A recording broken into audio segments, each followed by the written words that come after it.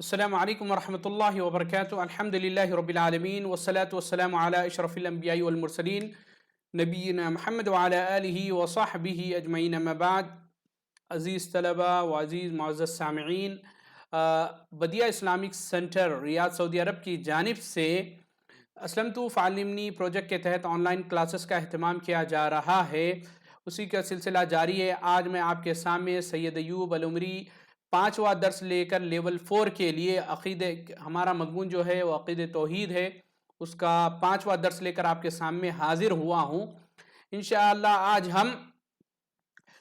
ہمارے درس کا عنوان ہے التبرک بالاماکن والآثار والاشخاص احیاء و امواتا.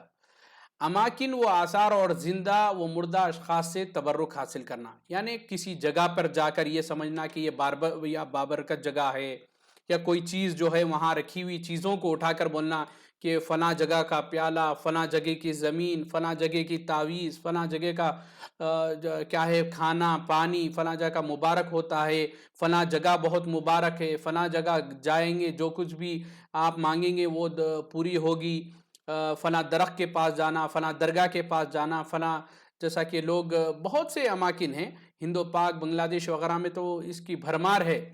یعنی اتنے اماکن ہیں کہ فلاں آپ کو فلاں پریشانی، آپ فلاں جگہ پر جا کر بیٹھ جائیے، کتنے دن رہیے آپ، یا فلاں جگہ کی مٹی اٹھا کر لا لیجئے. جیسا کہ شیعہ حضرات سمجھتے ہیں کربلا کی مٹی بڑی ہی بابرکت ہے، فلاں فلاں کی ہے.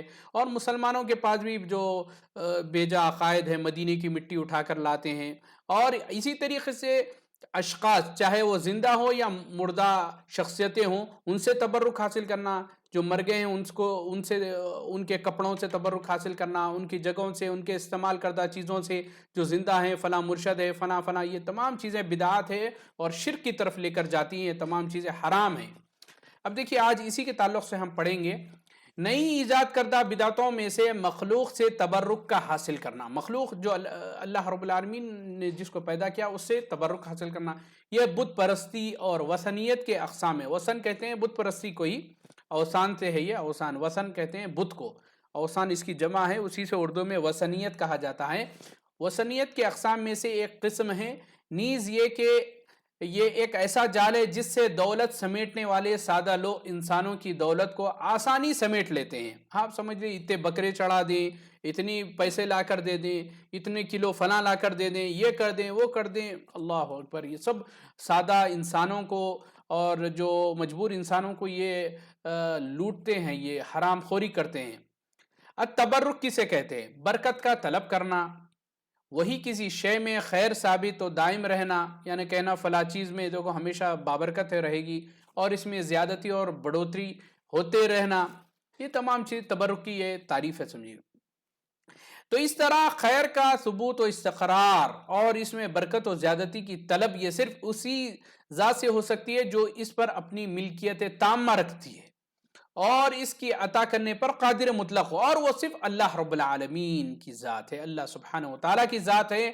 اور بس کیونکہ وہی ذات جو برکت کا نزول فرماتی ہے اور اسے ثابت و قائم رکھتی ہے، لہذا اللہ کی مخلوق میں یہ صفت اور خوبی نہیں ہے کہ وہ برکت کے وجود کو بخشے اور کسی کو عطا کرے پھر اس کو بقا اور ثبات دے. ہرگز نہیں اور کبھی نہیں. بات واضح ہے کہ اللہ رب العالمین ہی کسی میں چیز میں برکت دے سکتا ہے، اس کے علاوہ مخلوق سے یہ توقع رکھنا، یہ سمجھنا کہ وہ بھی برکت دے سکتے ہیں، یہ سب چیزیں غلط ہے.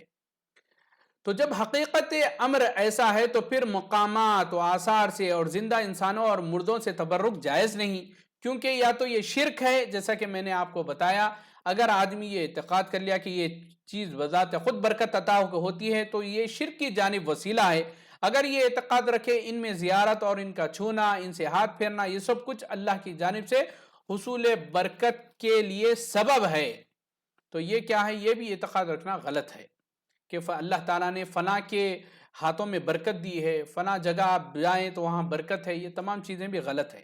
اور جہاں تک صحابہ کرام رضوان اللہ تعالی علیہم اجمعین کی بات ہے تو وہ لوگ نبی کریم صلی اللہ علیہ وسلم کے منہ مبارک، منہ کہتے ہیں منہ مبارک کو، اور آپ صلی اللہ علیہ وسلم کے لعاب دہن کو، تھوک مبارک، اور آپ صلی اللہ علیہ وسلم کے جسم اطہر سے جو چیز منفصل اور جدا ہوتی تھی، جیسے پسینہ وغیرہ سے تبرک لیتے تھے، تو یہ چیزیں آپ صلی اللہ علیہ وسلم کے ساتھ خاص تھیں جب آپ صلی اللہ علیہ وسلم باحیات تھے اور آپ کے درمیان موجود تھے، یعنی صحابہ کے درمیان موجود تھے.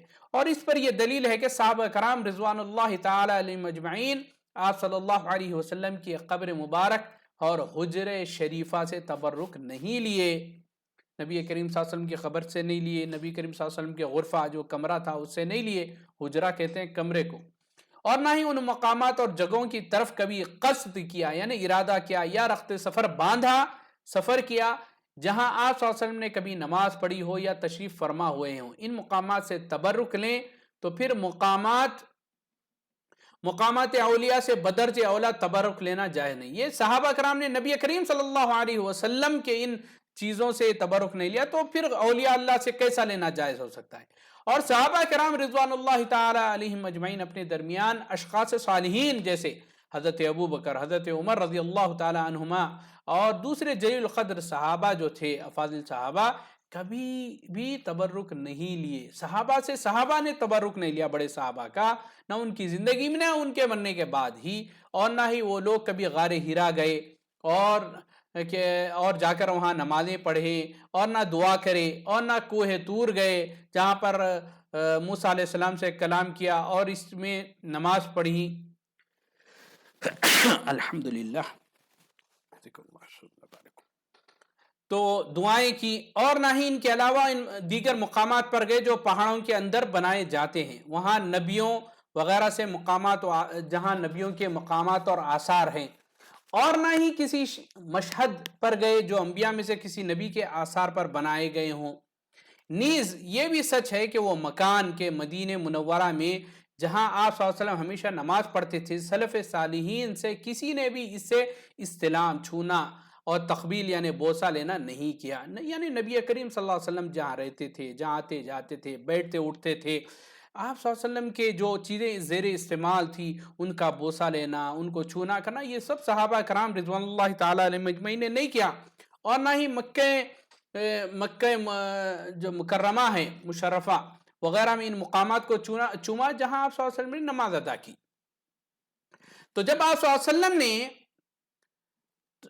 صلی اللہ علیہ وسلم نے ان مقامات کو جہاں آپ صلی اللہ علیہ وسلم کے قدمین شریفین مبارکین چلے ہوں، آپ صلی اللہ علیہ وسلم نے نماز پڑھی ہو، آپ کی امت کے لیے مشروع نہیں ہے، مشروع یعنی جائز نہیں ہے کہ ان کا استلام کیا جائے، یعنی اس کو چھوا جائے، نہ اس کو چوما جائے، تقبیل کیا جائے، چوما جائے، تو بھلا ان مقامات کو تبرک کے لیے کیسے مشروع اور جائز مانا جائے گا؟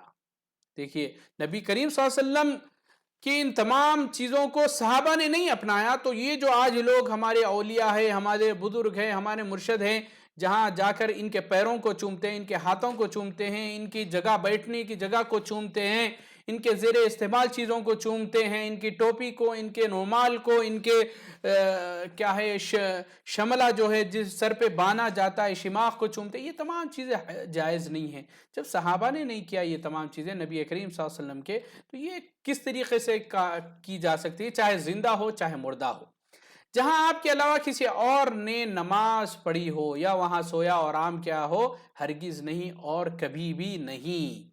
اور علماء حق نے تو دین اسلام کو خوب کھنگال کر دیکھ لیا. کسی شے کا استلام یعنی چھونا، تقبیل یعنی بوسہ لینا عصر حاضر کی مروجہ بدعات ہے، یعنی رائج شدہ بدعات ہے. نبی شریعت محمدی سے ان کا کوئی واسطہ نہیں ہے، یعنی اسلام میں اس کوئی چیز جائز یہ نہیں ہے. یہ بعد کے لوگوں نے اپنی دکان چمکانے کے لیے، اپنے آپ کو منوانے کے لیے جھوٹے قصے گھڑے ہیں اور کہا کہ فلاں جگہ تبرک ہے، فلاں کے ہاتھ میں برکت ہے، فلاں جگہ جاؤ، جب بچہ پیدا ہوتا ہے تو فلاں کے ہاتھ میں دو، کیا وہ اس کو بوسہ لیں گے، وہ اپنا ہاتھ پھیریں گے تو یہ بابرکت بچہ ہو جائے گا. یہ تمام چیزیں بدعات ہیں جو ثابت نہیں ہے. اللہ تعالیٰ سے دعا ہے کہ اللہ تعالیٰ ہم کو ہر قسم کی بدعات سے ہماری حفاظت فرمائیں اور ہم کو صحیح عقیدہ سیکھنے، پڑھنے، سکھانے اور اس کو اپنانے، اس پر عمل کرنے کی توفیق عنایت فرمائیں. والسلام علیکم ورحمۃ اللہ وبرکاتہ.